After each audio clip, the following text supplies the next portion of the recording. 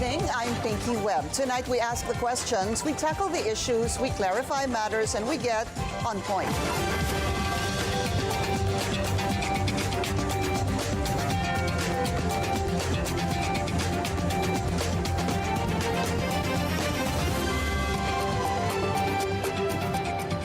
Tensions have again erupted in the Senate in recent days. That's as disagreements between majority and minority senators spill over into another coup attempt. What's really happening behind the scenes and where does the Senate go from here? Let's get on point with Senate President Tito Sotto. SP, thank you so much for your time and welcome again to the show.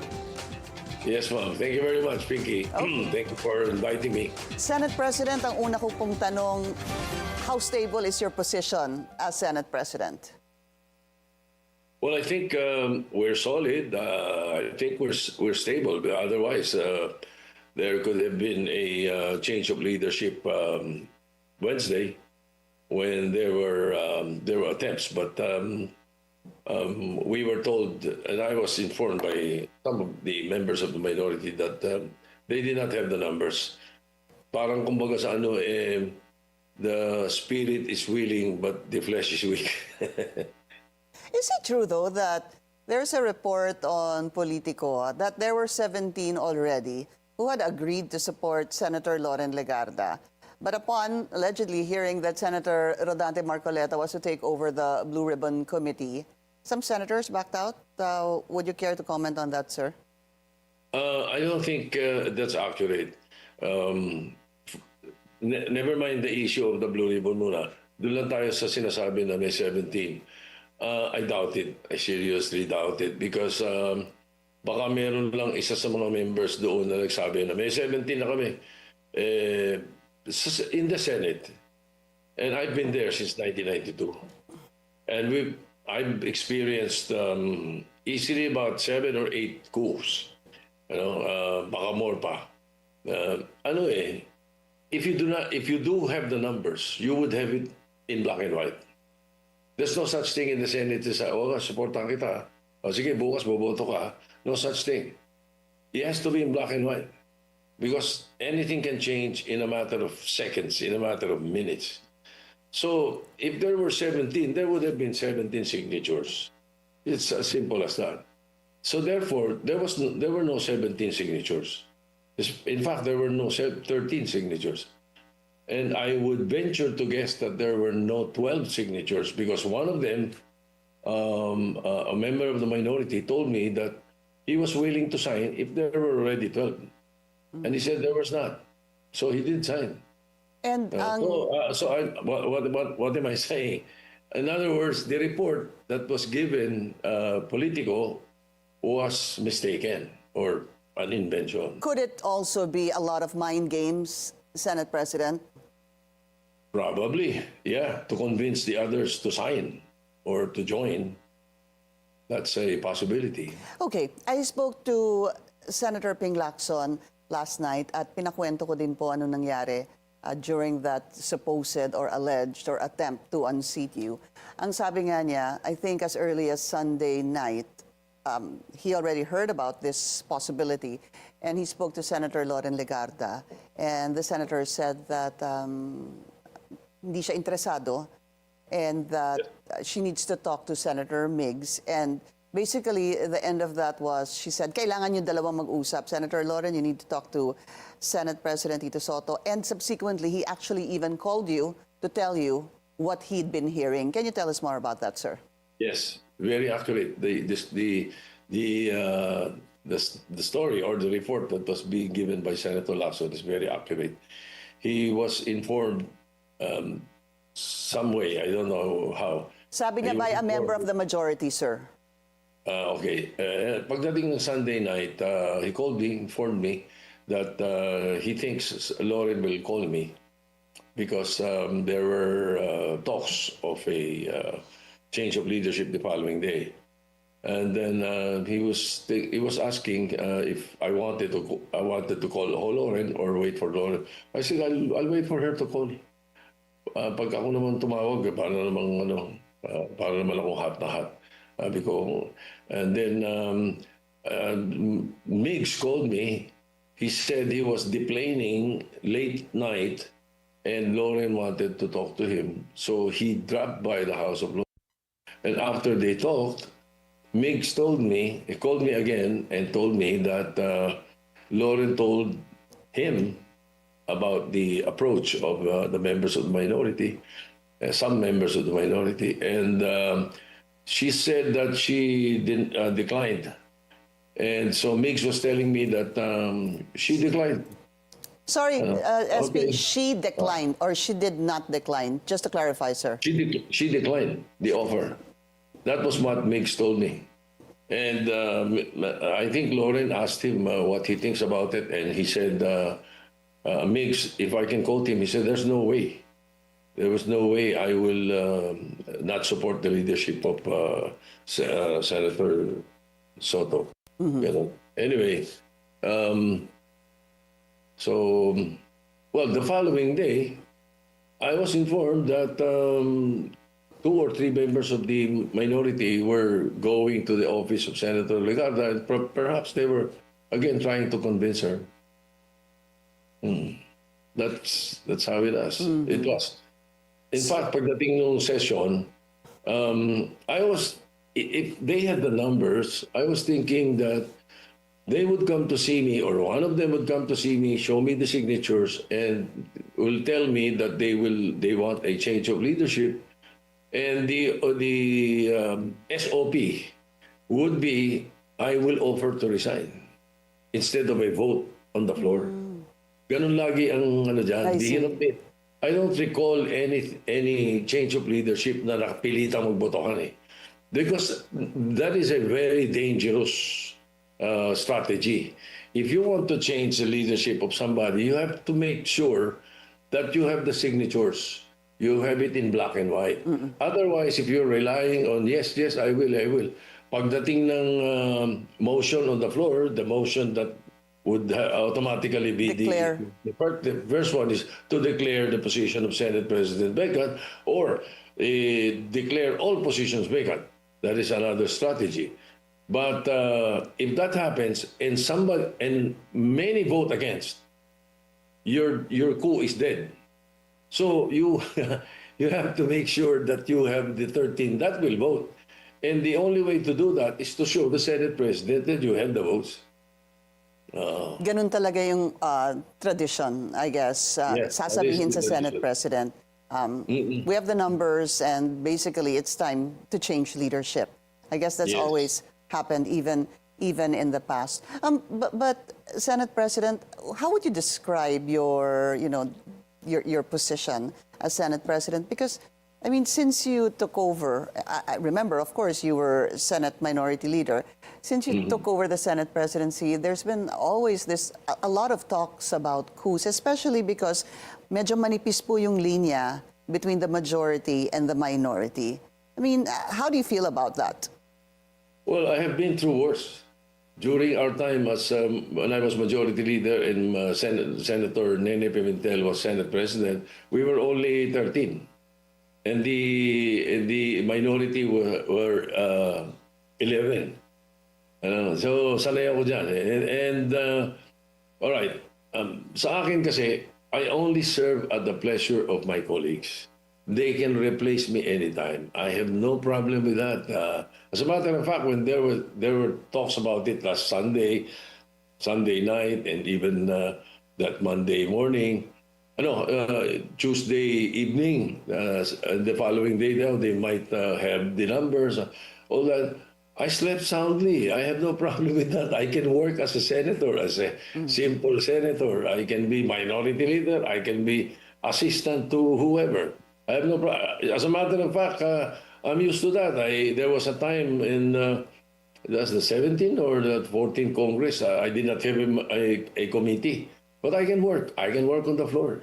So, handa po kayo sa kahit na anong mangyari, I guess. Oh, yes. Yes.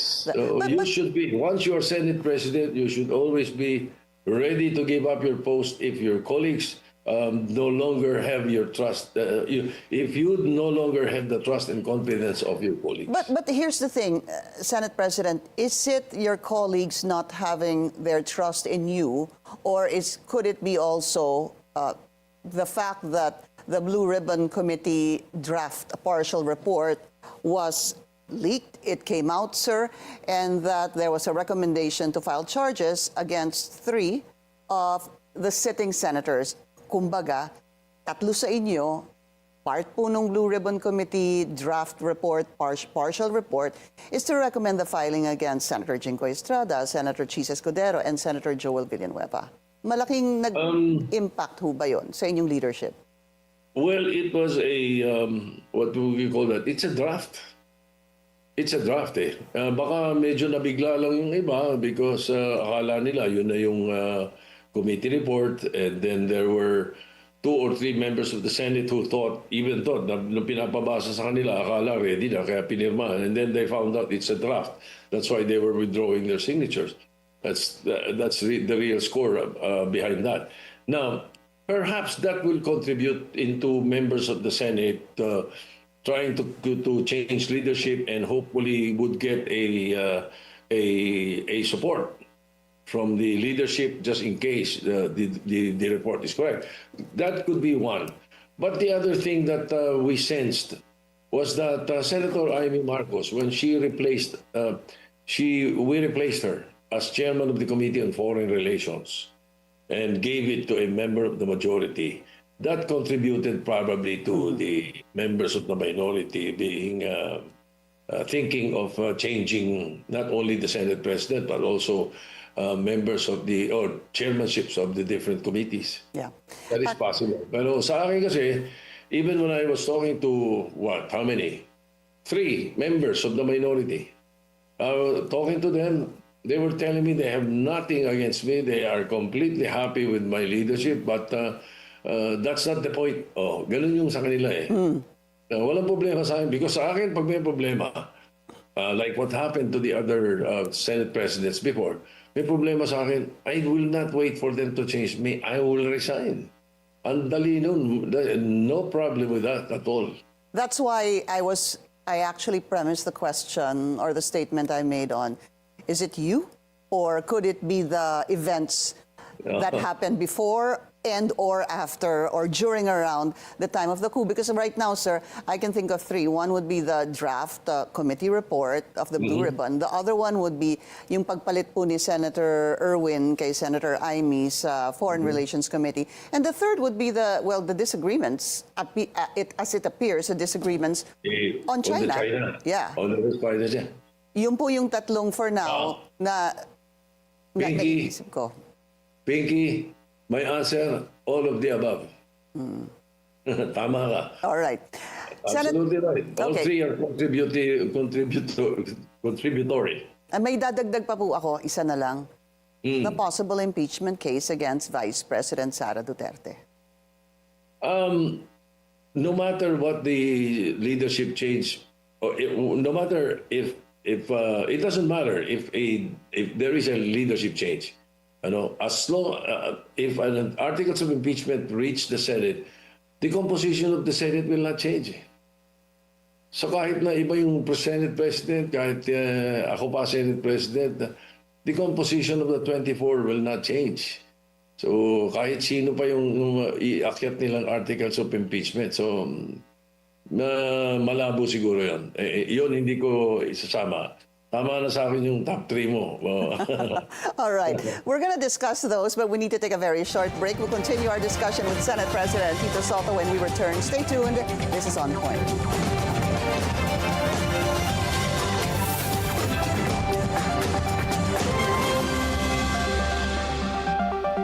I trust only the best for me.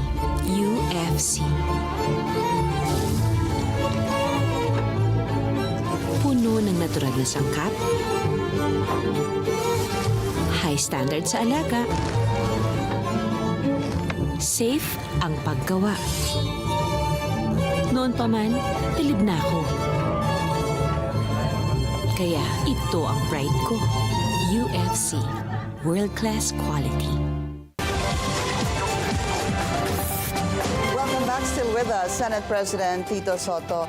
Senate President, before I discuss those 3, also this is very important to get it straight from you. What really is the issue on this term sharing? Ano ho ba talaga? Sabi po ni Senator Ping Lacson, half joke, half serious. Meron pong power sharing na pinost si Senator Kiko. Senator Loren basically was saying to ask you, please tell us what really is the issue, or is there really going to be a term sharing?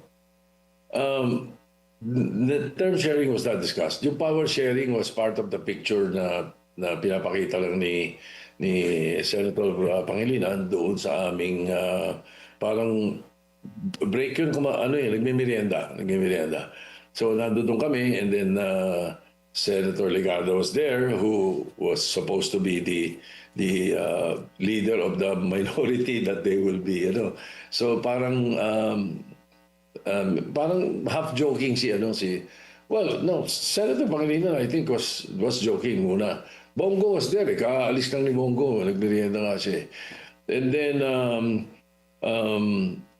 it was Mig Subiri who said, maganda rin sabi niya, kasi I won't mention the person, pero meron silang pinakita during that time na nag-uusap-usap kami. May pinakita sila na may isang nag-post sa internet na nagpalitan na raw at si Senator Legarda na raw ang Senate President.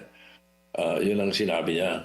So parang pinagtatawanan ni Senator Francis na mukhang na kuryente, parang gano'n. Kaya siya nagkumuha ng picture na ganyan na magkakasama kami. And then after that, Mick said, bagay, kasi yun yung nakapost nakalagay, sabi, the first female Senate President of the Philippines. Are you talking about Malutikia, sir? I don't know if she's the one, but they showed me a post, saying that. Now, Geronima Pecson was the first lady senator. So wala pang first female Senate President. So sabi ni Mix, pwede Sabi niya, oo, pwede rin. Oo, pwede. Sabi ko, bakit hindi? Di ba? And then, at least, we let her sit kahit na 1 or 2 months before her term ends. Sabi ni Mix. And nobody said no. Di ba? Sabi niya, pwede. Sabi ko, okay yun. Why not? Oo. Para magkaroon nga ng first female Senate President at siya na. So nothing set in stone? No. Nothing set in stone, but we just might do it. It's a plan. It's an idea, okay? That's what it is. It's not term sharing. It's not power sharing. It's an idea. It's a plan that us in the majority are willing to do. All right. And then lastly on this issue, there was a previous interview, I don't know where, sir, where I actually heard you say that solid yung majority. In fact, there could be 2 other people that will join the majority. Sinabi niyo, I remember you said that. Am I correct, sir? Yes, that's correct. As a matter of fact, I will do not be surprised if there will be, but we need not call it the majority. What we could come up with would be a group in the Senate that would have the same advocacy. Like, for example, if there are some of the members of the minority who support us on the issue of the West Philippine Sea, the issue of China, there could be an advocacy that there will be more than 15 of us. That's what I mean. And do not discount the possibility, of course, of 2 or 3 of members of the minority would like to join the majority, the so-called majority, if ever. Yeah. Because we're friends. We're friends with everybody. We talk with each other. We know the intentions of others. We know the advocacies of the others. So. But the 2 or 3, Senate President, how sure or how certain are you that they will be joining the majority, if at all, soon? I'm just saying that it's possible. I would not say that it's 100% or sure or 100%. No. It's possible. Okay. All right. Senate President, pag-usapan po natin yung tatlong issue that we referred to a while ago. Just very quickly, yung Blue Ribbon Committee draft report, ano po. Senator Ping said it was actually discussed last Wednesday, but more so is there going to be, and there were notes already that were agreed upon or that were suggested among the senators. What happens next? I mean, I understand the Blue Ribbon Committee needs about 11 signatures, and Senator Ping Lacson said, I think they have about, I don't know, 4 or 5. Hindi naman. I think he will get the 11 signatures. Well, let me talk about the context muna of the Blue Ribbon, okay? And any committee report. A committee report in the Senate will need a committee meeting muna, which sometimes they do not do if it is not controversial. So, pagka mayroong draft, iniikot muna to sa mga members yan, asking for their comments. Ganyan ang nangyari dyan sa draft na yan, na mayroong kung sinong malikot na nakahawak ng kung ano at binigay sa media.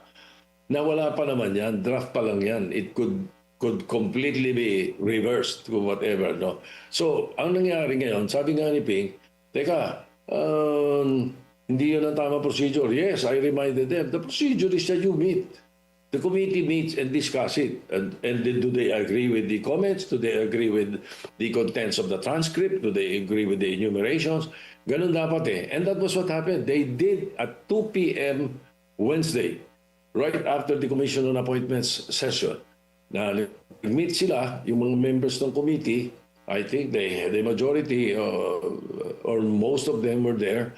And they agreed that itong point na to, ito, ganito. Ayusin natin. Ito kailangan diinan. Ito kailangan lambutan. Parang ganun yung usapan nila. Because I joined them later on eh. No? Yun yung mga napag-usapan. Then, ngayon, as we speak, I know the committee of the Senator Lacson is finalizing it. Yeah. There will be a final draft. The final draft will be circulated to the members, and if need be, it can be already directly filed to the Bills and Index.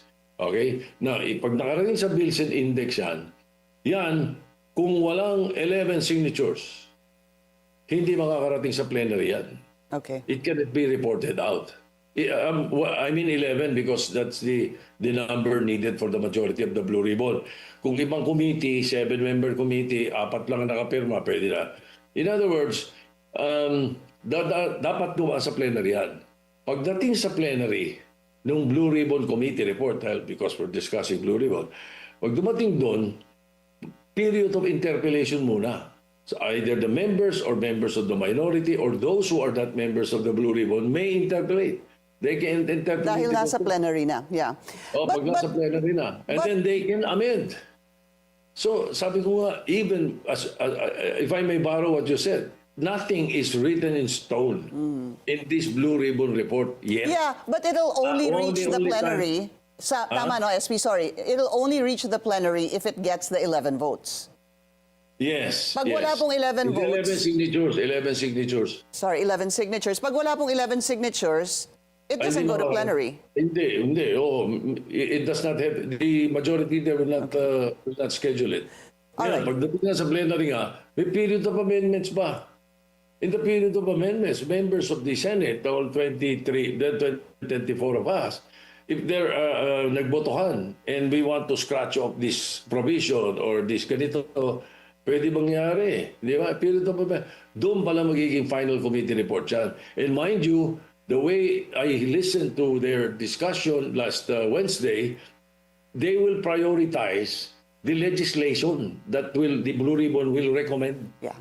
They will prioritize that. Hindi pa prioritize yung si ganito may kasalanan, si ganito ikulong, si ganito. Hindi yun. After all, ng Senate, legislation muna. After all, it is in aid of legislation. Yes, just to correct. follow up, Tito Sen, yung sinabi po ninyo na nag-uusap-usap po sila, yung mga members ng Blue Ribbon, yung iba sinabi, tapangan natin ito, lambutan natin dito, etc. Just point blank, sir. Yun ho bang issue doon sa current Senator Jinggoy, Senator Cheese, Senator Joel, mag-iiba ho ba yun? Even in the wording? It will depend on the transcript. It will depend on the transcript. Kung ano laman ng transcript. Hindi magdadagdag yung Blue Ribbon. Kung ano yung laman ng transcript, yun ang magiging laman ng enumeration ng Blue Ribbon. I suppose, if I were chairman, ganun gagawin ko. And I think that's what Senator Lacson will do. So kung may binabanggit na pangalan, mga pangalan na sinabi mo, babanggit yun doon. But kasi pwede namang recommend the filing of charges against. Pwede ho bang baguhin yung recommend the filing of charges, yung pong mga salitang yon, pero yung tatlo, the 3 senators, names will stay. Pwede ho bang maging mas soft yung, I don't know how you will word it. That's possible on the Senate floor. I don't know about the draft committee report. Okay. I don't know if they will change that. No, but on the Senate floor, anything can be changed. All right. We have 1 minute left. Senate President, just quickly, yung isa pang issue, yung disagreements over China. Just the resolution that was put forward by, I believe it was Senator Kiko Pangilinan, if I'm not mistaken, Yeah, sir. Senate Resolution 256, condemning the 15 of us signed. 15 of you signed. What is the status of that? Because I remember dapat pag-uusapan po last week. I don't think na pag-usapan, natapos po. It was on second reading. Okay. It was supposed to have been voted upon Tuesday, but the minority leader asked the Senator Pangilinan kung may sakit daw siya, huwag daw muna pag-usapan. Kinabukasan na lang daw siya papasok.